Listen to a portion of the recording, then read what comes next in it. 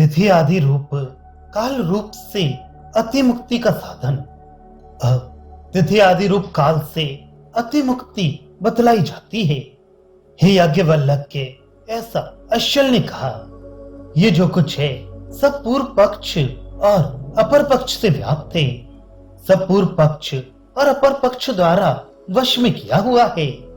किस उपाय से यजमान पूर्व पक्ष और अपर पक्ष की व्याप्ति से पार होकर मुक्त होता है।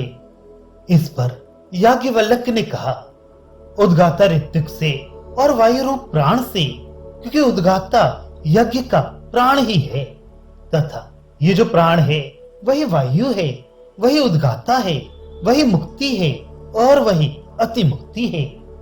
यदिदम सर्वम, ये जो अवशिष्ट वृद्धि क्षय शून्य दिन रात है, इन सबका कर्ता आदित्य है, किंतु वह प्रतिपदा आदि तिथियों का कर्ता नहीं है।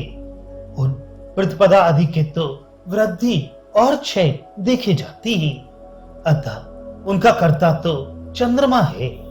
अतः आदित्य भाव की प्राप्ति से जैसे अहोरात्र का अतिक्रमण होता है, उसी प्रकार चंद्र भाव की प्राप्ति से पूर्व पक्ष और अपर पक्ष का अतिक्रमण किया जा सकता है।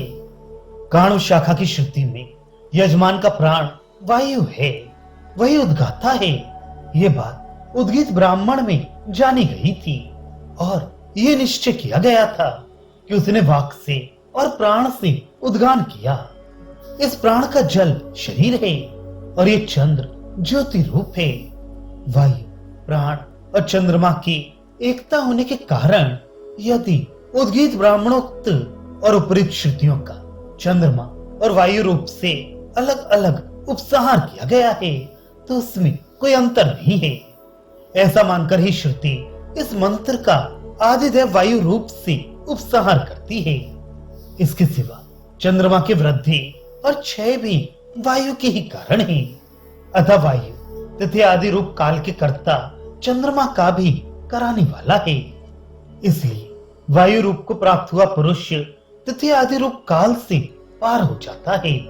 यह कथन और भी युक्ति युक्त है।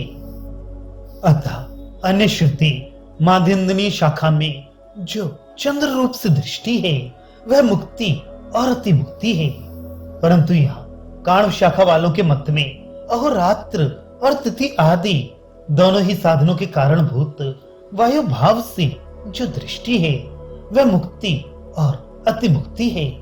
इसलिए इन श्रुतियों में विरोध नहीं है।